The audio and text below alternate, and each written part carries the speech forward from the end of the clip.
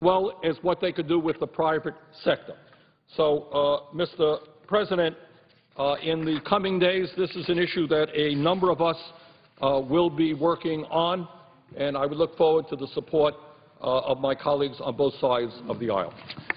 And with that, Mr. President, I would yield the floor. Mr. President. Senator from Massachusetts. Thank you, Mr. President. I appreciate the gentleman's referencing to the post office and the postal issues is something Senator Collins, Lieberman, Carper, and I have been working probably about 300 or 400 hours at this point, so I look forward to his involvement as well.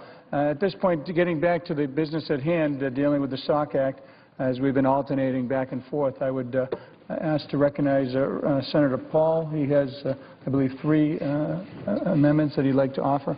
I yield the floor. Thank you. Mr. President, I ask unanimous consent to set aside the pending amendment and call up amendments number 1484, 1485, and 1487 en bloc. Sorry. Reserve. Is there objection? Without objection, so ordered. The clerk will report the amendments. The Senator from Kentucky, Mr. Paul, proposes amendments numbered 1484, 1485, and 1487. Ask unanimous consent that the reading of the amendments be dispensed with. Without objection.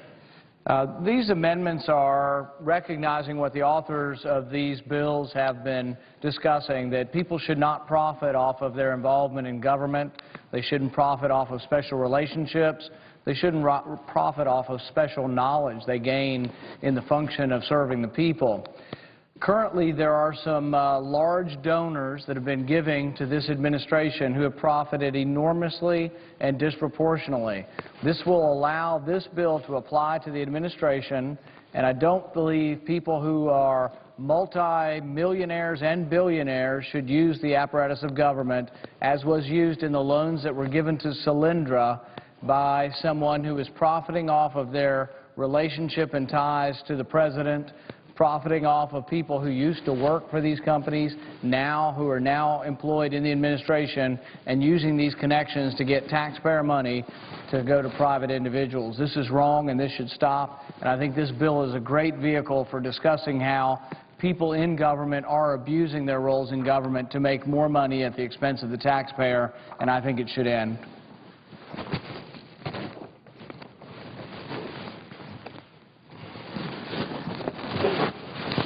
Thank you, and I yield back my time to Thank you, Mr. President. Thank Massachusetts. Senator from Massachusetts. Mr. President, thank you. We obviously just received the amendments and look forward to digesting them and actually working on some of the points well taken. So we look forward to doing that. And since there's no Democrat here to offer another amendment, I would, in the spirit of the back and forth, just ask that, and I yield the floor to Senator from South Carolina.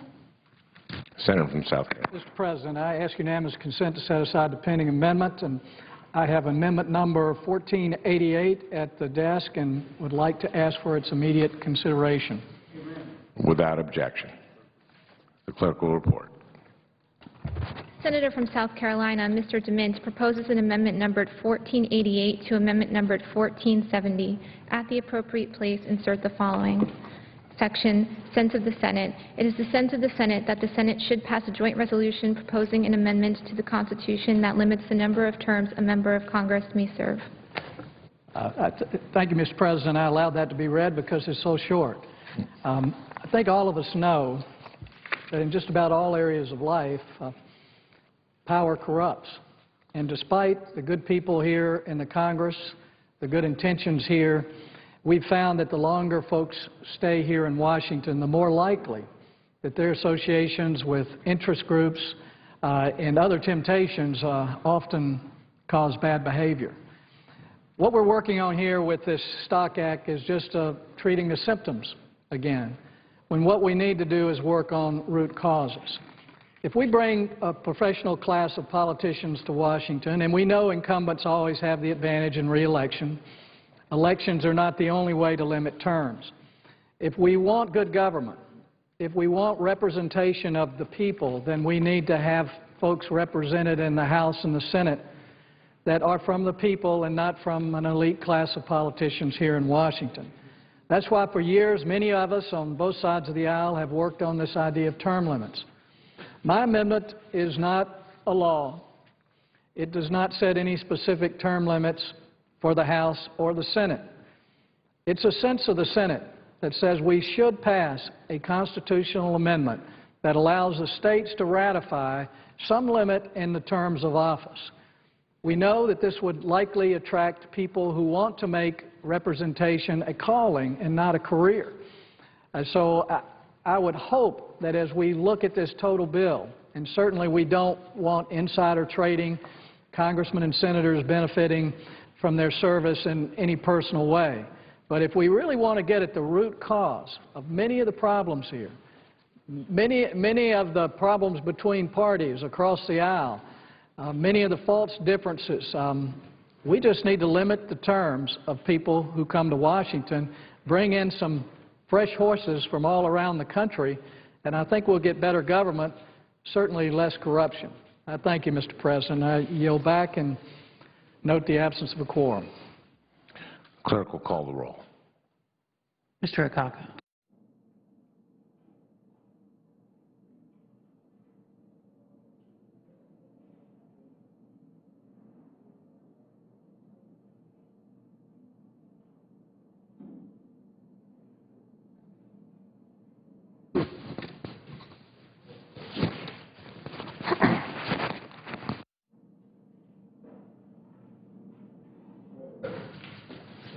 Senator from Alaska. I make the request to vacate the quorum call. Without objection. Mr. President, I know there's been some discussion. Today we're talking about the Stock Act. I know there's been some back and forth on, what's the appropriate time and that people should notify the public. I just hope at the end of the day our body is not afraid of transparency at every level. That amendment, which I brought forward in the committee that I sit on, which dealt with the Stock Act, made sure that all issues around any transactions that you make are going to be publicly disclosed in a timely manner, 30 days, but electronically. So it doesn't matter where you are around this country, you can access it. So I hope we don't forget what our goal is here, and that is to create more disclosure, more transparency, so people know what we are doing here in Congress, and the Stock Act is just one of those steps. I rise today, Mr. President, to support the Stock Act as a sponsor of this act, legislation prohibiting inside trading by members of Congress and their staffs. Since day one in the Senate, I've made transparency a top priority in my office. Alaskans deserve to know what their members of Congress are up to, and that is why I've worked hard to make sure that they have access to critical information. I believe we must hold ourselves to a higher standard. Since being elected, I have posted my personal disclosures, my personal financial disclosures, on my Senate website, so my constituents have full knowledge of how and what I'm engaged in, and they can get it electronically, access it electronically to my personal information anytime they want. This is something the senators are not required to do, but is just common sense. I will talk more about the transparency in just a moment. Now, when it comes to the Stock Act, I know my constituents at home in Alaska and other Americans are probably shocked this bill is even necessary. They're asking themselves, and I've heard this, is it really legal for members of Congress to participate in inside trading? The fact is, inside trading is illegal for all Americans, including members of Congress. All along, the SEC, the Securities and Exchange Commission, has had the authority to enforce inside trading laws. But it's time for a little clarity. Trust and accountability are critical to our roles here in Congress. That's why I support and have co-sponsored this important bill, the Stock Act. The idea in this phrase stands for Stop Trading on Congressional Knowledge, again, the Stock Act. This bill reaffirms that it is against the law for members of Congress to engage in inside trading and confirm that anyone who doesn't follow the rules will be prosecuted. Members of Congress are not and should not be immune. We have a responsibility to do our jobs in an honest, open, and transparent manner, and to demonstrate that we are here every day fighting for our residents, in my case, the residents of Alaska. All you need to do is look at Congress's approval rating to figure out Americans don't think we have lived up to our end of the deal. This bill is an important step in the right direction to regaining public trust. However, just reminding our colleagues of laws that should have already known about is not enough. Transparency is a key element of moving forward. Like I said, it's just common sense. That is why Senator Tester and I introduced a transparency amendment during the markup process. As we sat in the committee listening to the testimony, the debate, we thought it was necessary to take even an additional step. And I'm pleased to say it was adopted and incorporated into this bill by the full committee. The provision is simple. It requires that the annual financial disclosure form, the ones that I put on my website, filed by members of Congress and their staffs, be posted online and accessible to the American public. You know, when you think about where we are in this world, the 21st century, with all this electronics and telecommunications, how we're not doing that today. You know, I went on the Alaska Public Offices Commission website, which is the equivalent of what we're talking about today. And if you want to file yours in Alaska, your disclosure form as an Alaska state legislator, or in my case as a former mayor when I was there, it's now all electronic. That's how it's filed. The current system that we have here is outdated. It's not transparent. It's not easily accessible to our folks back home. Under this new provision, members, candidates, staffs must file their financial disclosure forms electronically. They'll use a new system created and maintained by the Secretary of the Senate, the Sergeant at Arms, and the Clerk of the House of Representatives. The American public will be able to search, sort, and download data contained in the financial disclosure forms. This information will be maintained online for 6 years after, during their time in service and after the member leaves office, 6 years after they leave. I want to commend Chairman Lieberman and Ranking Member Collins and Senator Gillibrand and Brown and Levin for their work on this piece of legislation. The Stock Act will make Congress more accountable, and I hope it will inspire confidence in the American people that we're here to represent the interests and not our own. Again, I would encourage the passage of this legislation. It is another step to ensure that we have full transparency, and we should never be afraid of making sure our folks back home know exactly who we are, what we're doing, and what our work is here in Washington. Mr. President, I yield the floor and note the absence of a quorum. The senator from Massachusetts. Massachusetts, yes. Thank you, Mr. President. First of all, I just want to commend the senator from Alaska for his efforts during the committee process. He offered some good amendments that we ultimately took up and accepted, and we look forward to his continued involvement in this process because, as we have said, we need to make sure that all of the amendments are relevant.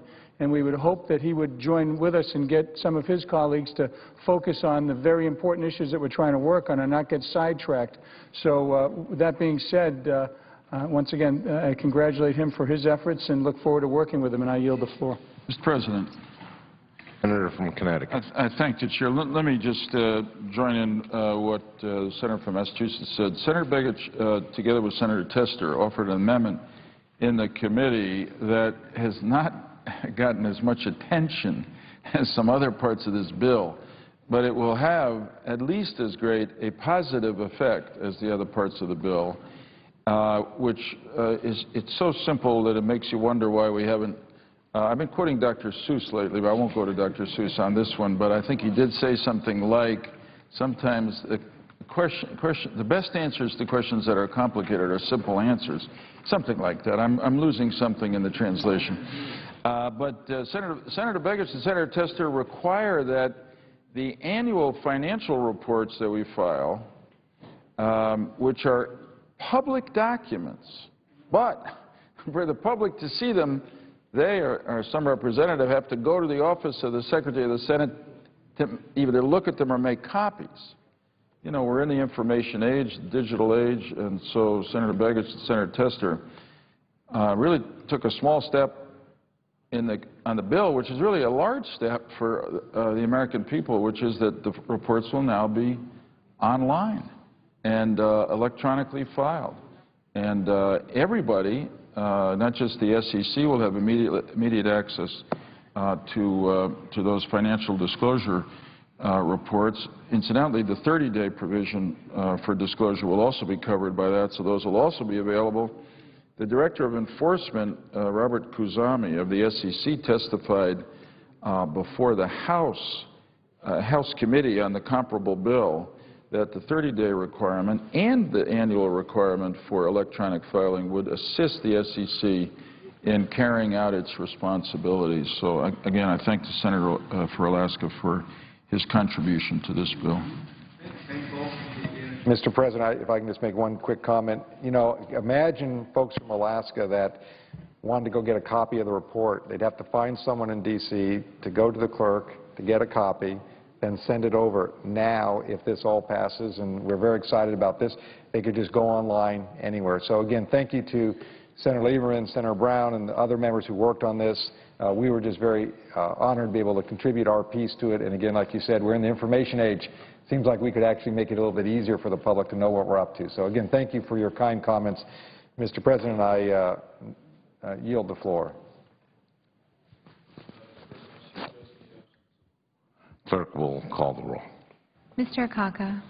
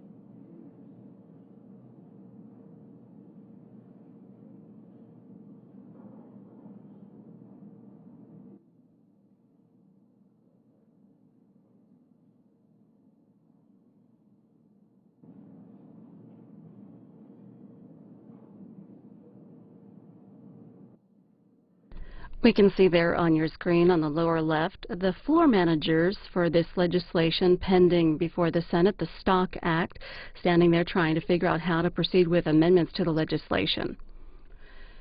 The National Journal writes that Senator Richard Shelby came out swinging hard against the Consumer Financial Protection Bureau today at the Senate Banking Committee's first hearing with the agency's director since President Obama installed him as a controversial recess appointment.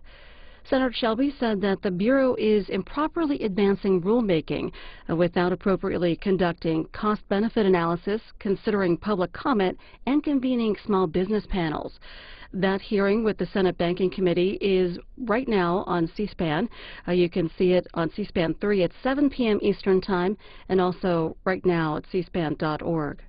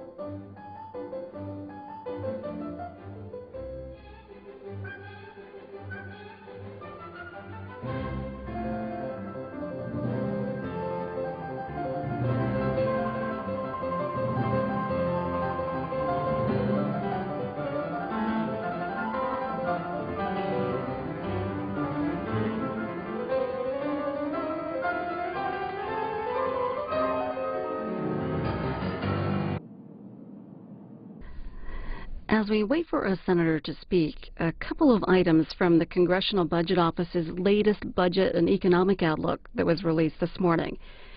The CBO report says the unemployment rate will remain above 7% until 2015. And another item, a 10-year repeal of the Medicare payment formula known as the sustainable growth rate that froze doctors' rates at current levels would cost $316 billion compared to $290 billion when the CBO last calculated the rate in November.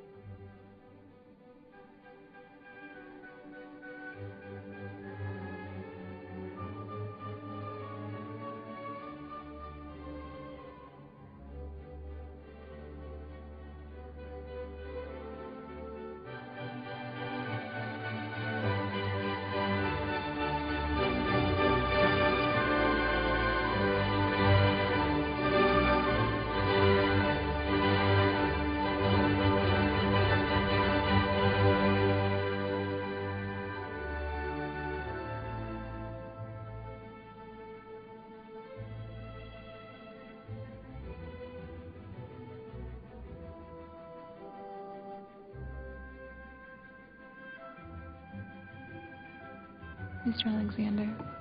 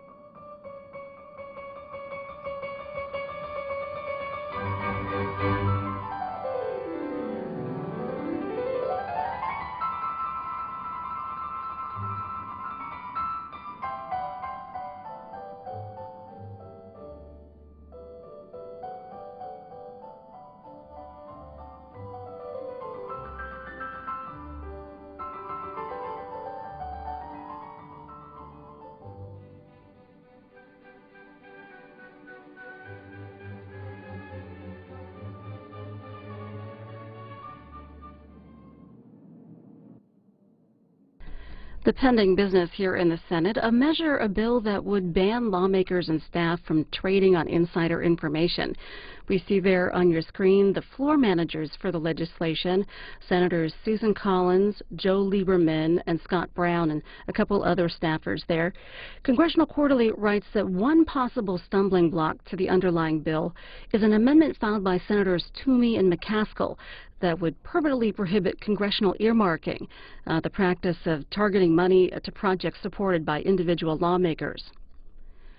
Also wanted to let you know our live coverage on C-SPAN 3 right now is the UN Security Council meeting. Secretary of State Hillary Clinton is attending the meeting and will speak about violence in Syria. Again, you can see that live right now on C-SPAN 3.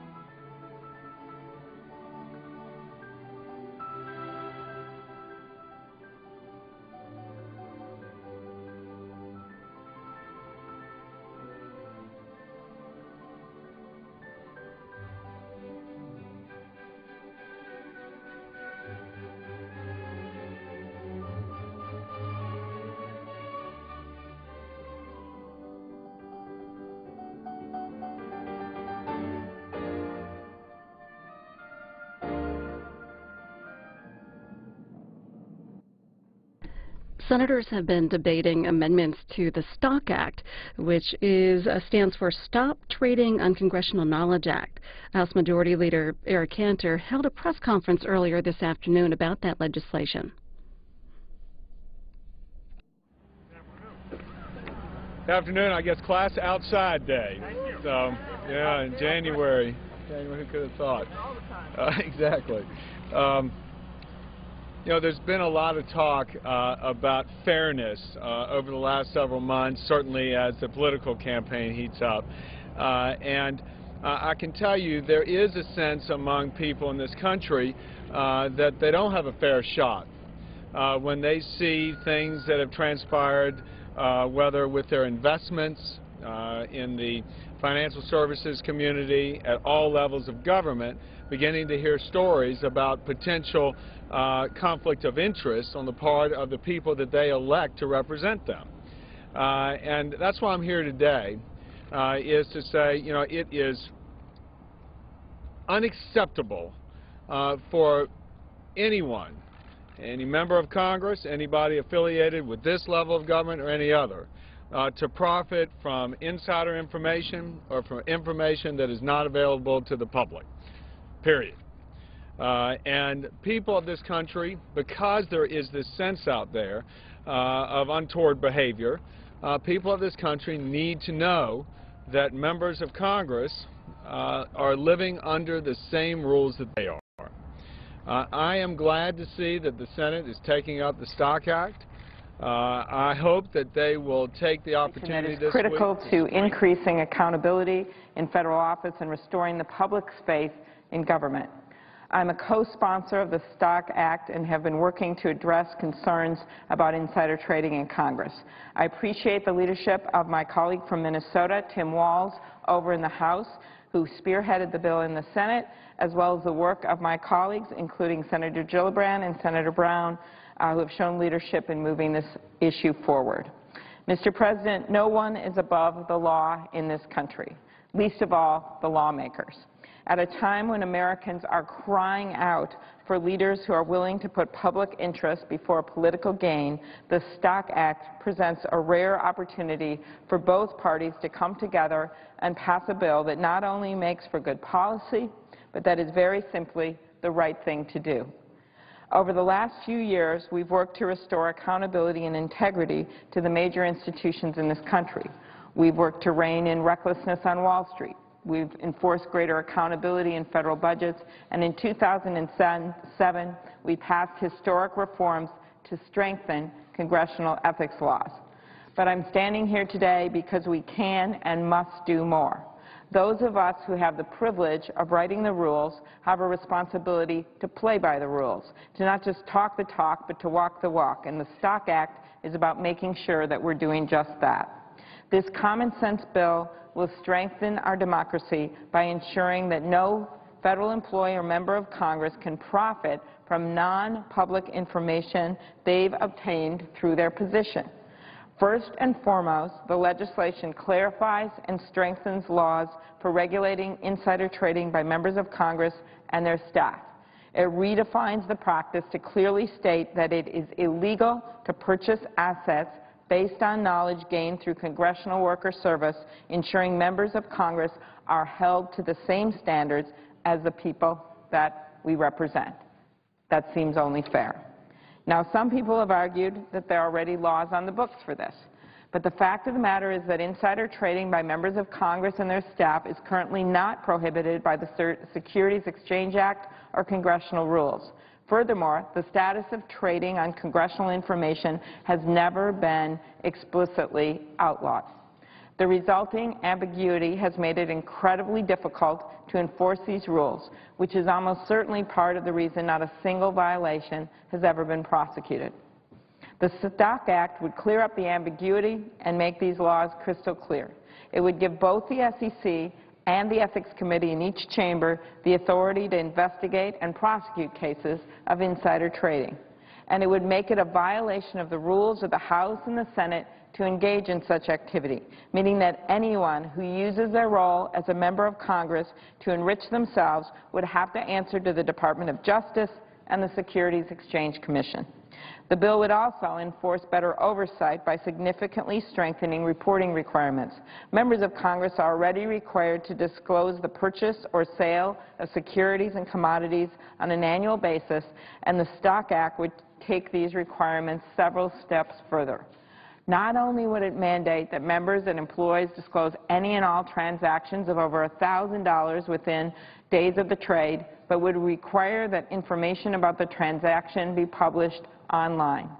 Finally, to close the revolving door between Congress and special interest groups, the Stock Act would introduce some much-needed transparency into the industry known as political intelligence consulting.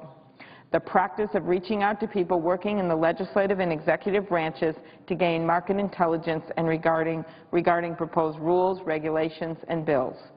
The Stock Act would require the Government Accountability Office to study this issue and see what we can do to ensure that these consultants are subject to the same reporting requirements and restrictions imposed on lobbyists. Mr. President, trust is the tie that binds our democracy. But with faith in government now at an all-time low, it's clear that those ties have frayed. Why would we not want to strengthen those bonds? Why would we not want to show the people that sent us to Washington that we have nothing to hide by passing this bill? America was built on the principles of hard work, fair play, and personal responsibility. Those are the rules that middle-class families in states like Minnesota and all across America are still playing by today. We in Congress need to be willing to stand up and say we'll do the same. I want to end my remarks today by sharing two letters that were sent to my office on the subject of the Stock Act. The first is from a Minnesotan named Robert, and this is what he wrote. He said, elected officials need to get back to the business of representing those who sent them to Washington to serve, not increasing their personal wealth based upon information they learned from holding those offices, information that were it not for their elected office, they would otherwise not be privy to. The second letter comes from a Minnesotan named David, who makes this issue crystal clear. He says, voters elect politicians to do what is best for the country, not to become rich. Well, I couldn't have put it better myself, and I couldn't agree more. I arrived in this town, Mr. President, in a Saturn with my college dishes and a shower curtain from 1985 in the back seat. So clearly, this is not as relevant to my personal situation. But I truly believe that if we're going to restore trust in government, we need to pass this bill. Thank you, Mr. President. I yield the floor. Senator from Massachusetts. Thank you, President. Mr. President, I certainly want to commend the gentle lady from Wisconsin from coming down and appreciate her comments, her hard work in this. Minnesota, thank you. I did know that. I apologize for Minnesota. Thank her for her efforts on this. And once again, I want to reiterate to folks that may be listening, we are gathering amendments. I believe they're stacking up. Some are very relevant. Some have pieces of relevancy. And what we've been trying to do is take the best, I think, of each one and try to formulate a plan to move forward and try to get some votes, obviously, today and tomorrow and get this done as quickly as possible to get her over the House.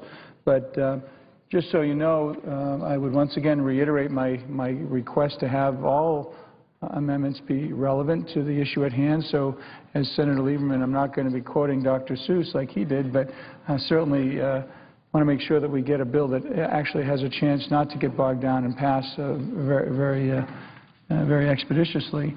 So just to let folks know in the gallery and also on the television, there's been some very good amendments, good ideas. Some actually we may end up combining. And there are amendments that are coming up in the days ahead that we haven't had a chance even to look at because the amendments are coming in fast and furious. So to get out and try to comment as to what we're doing with this amendment, that amendment. Listen, there's good points in virtually every amendment, and we need to make sure that we get the best, I think, and strongest bill we possibly can. So I just wanted to add that. I don't see any other. Well, I see Senator McCaskill here. Mr. President. So I apologize. So I yield the floor to my friend. Senator from Pennsylvania.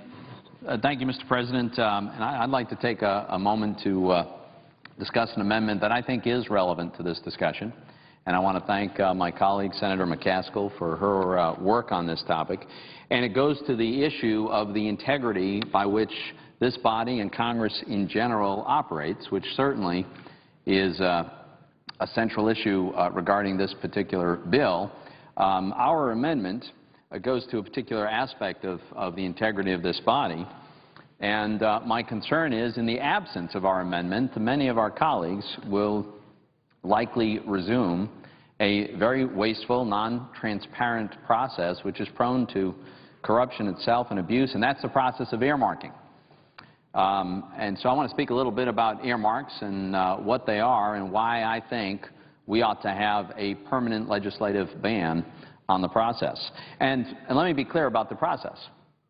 Earmarks exist precisely in order to circumvent any real scrutiny, transparency, or any process by which this body, our other body, or the American people can evaluate the merits of a given project. There's no authorization to earmarks. There's no proper scrutiny.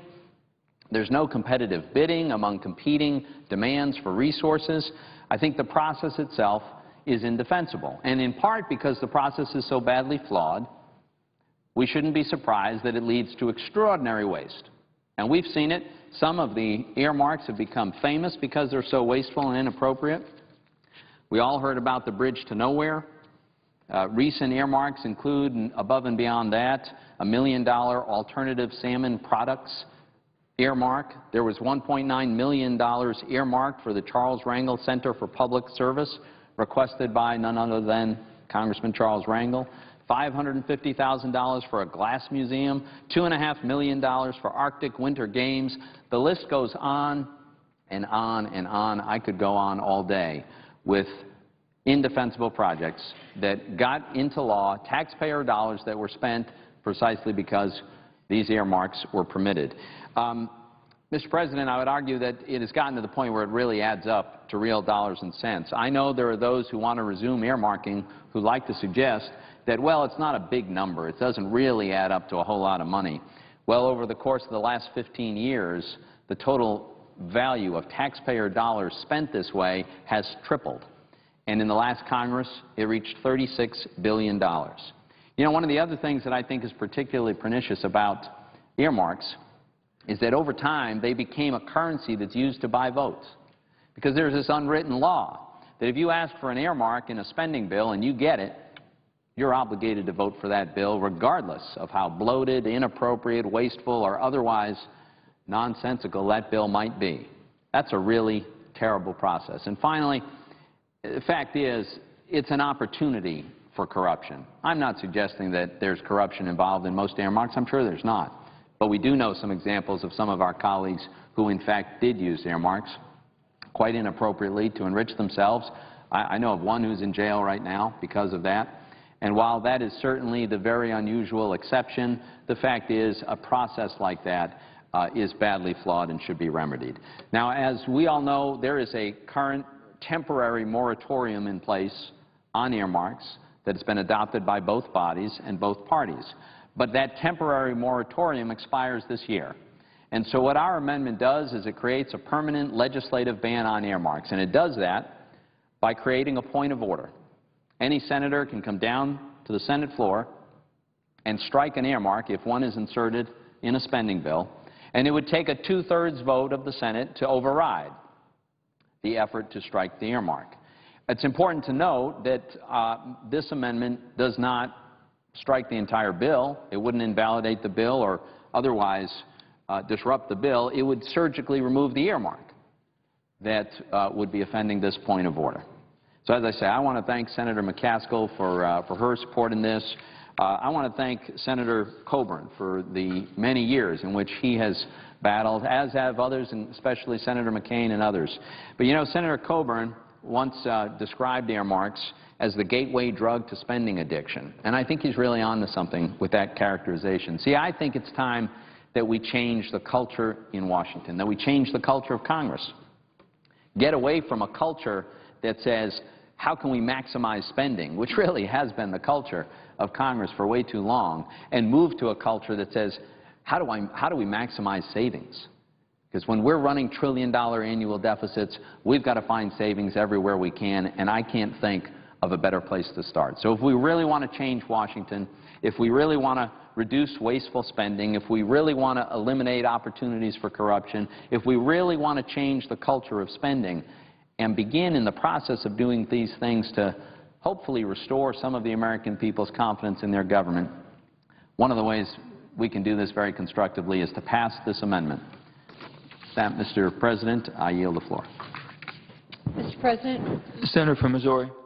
Well, I want to thank Senator Toomey for joining with me, and he has been a great leader on this since he's arrived in the Senate in terms of the fight against earmarks.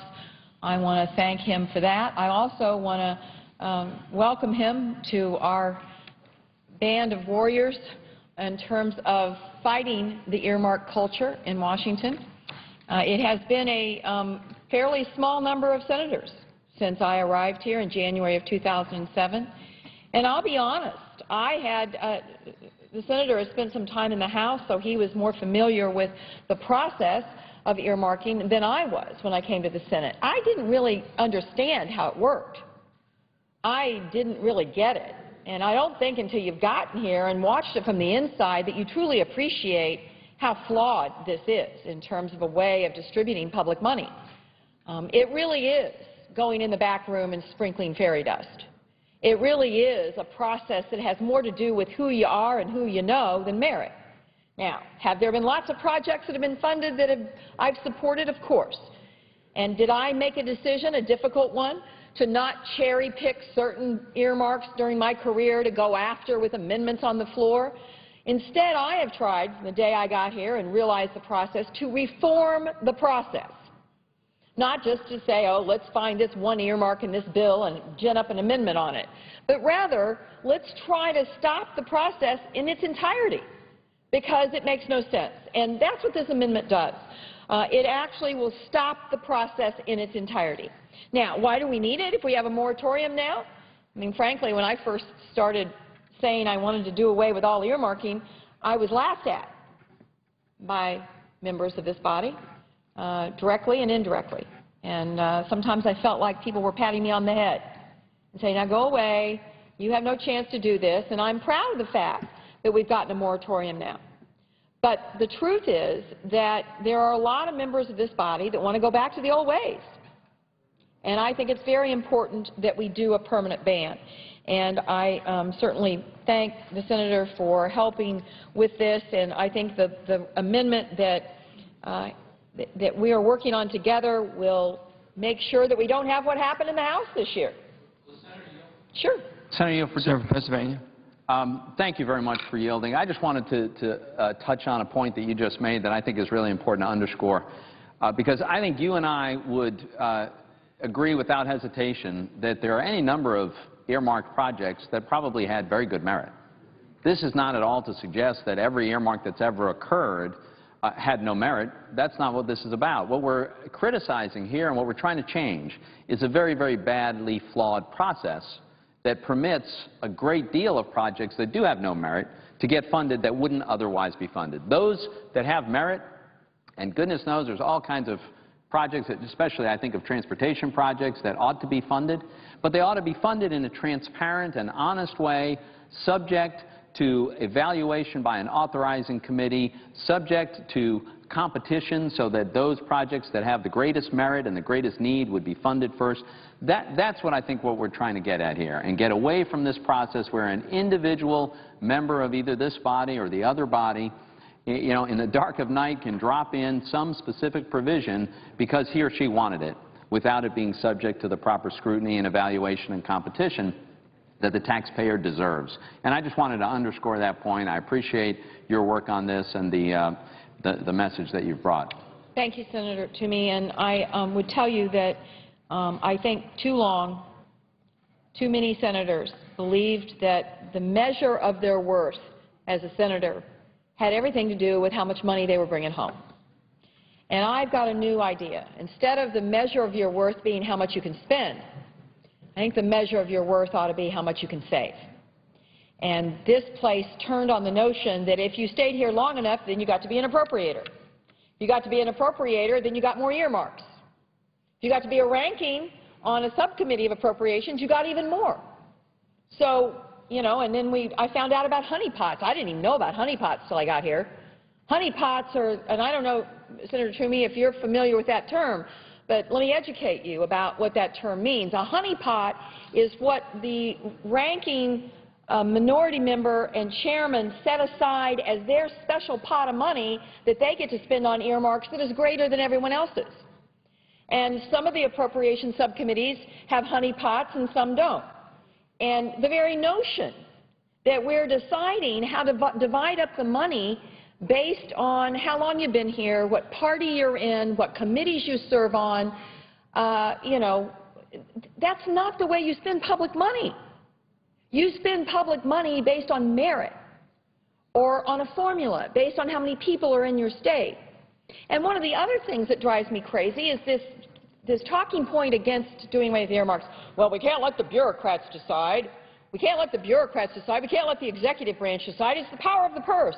We've had the power of the purse in Congress for hundreds of years. Earmarking is a modern invention. We have the right to oversee the executive budget, change the executive budget, cut the executive budget, add money to the executive budget. We can do that as Congress, and that has nothing to do with earmarking. And let me also say this about this talking point. You know, this notion that earmarked money just arrives on trees somehow. Where does the money for earmarking come from? Well, it comes from other programs. And guess what programs it's taken from? It's taken from programs like, I'll just say, like surface transportation. Let's talk about that. We have a local process in Missouri. We have stakeholders all across the state that go to meetings and the public is invited. And these agencies work very hard at trying to prioritize their transportation projects based on the economic needs of their community, based on safety considerations. And these local folks work really hard to prioritize their projects. And what does earmarking do? Cuts in line. One individual's judgment supplants all of the local planning. This isn't about Washington bureaucrats. In a lot of these instances, it's about saying, well, I know better than the people back home know. And I'd rather decide, rather than look at the burn grants, another perfect example. Money for the burn grants, which is a state-administered program done on a competitive basis at the state level. They've been stealing money out of the burn grants for earmarks so that one individual senator can decide, well, this sheriff needs new equipment, as opposed to the state authorities deciding that there maybe is a crime problem in one area of the state, like a methamphetamine problem that needs special attention. So, absolutely. Pennsylvania. Thank you very much, because, again, this is a very important point, and it's a common refrain from those who'd like to go back to earmarking that we can't turn this over to the bureaucrats. Who is it that controls the bureaucrats? It's Congress. If we think the bureaucrats are allocating resources in a way that we don't approve of, we can change the rules. We write the law that determines the criteria, the metrics, the methodology, the process by which they compete and evaluate competing projects. That's entirely up to us. So it's not fair for us to suggest that, well, the bureaucrats won't spend it wisely. Well, then we should set the rules so that they must. And frankly, they don't have the kind of incentives that some people who are holding elective office think they have to try to show up back home with a big oversized check. The bureaucrat doesn't have that incentive. So I would argue that I can't imagine any bureaucrat that would award several $100 million to build a bridge to nowhere, or to build a Cowgirl Hall of Fame, or an indoor tropical rainforest. These are things that if a bureaucrat did make those decisions, it would be because they were following ridiculously flawed guidelines given to them by Congress. So this in no way diminishes Congress's control of the purse strings. It just insists on a more accountable process by which we allocate the resources from the purse. It is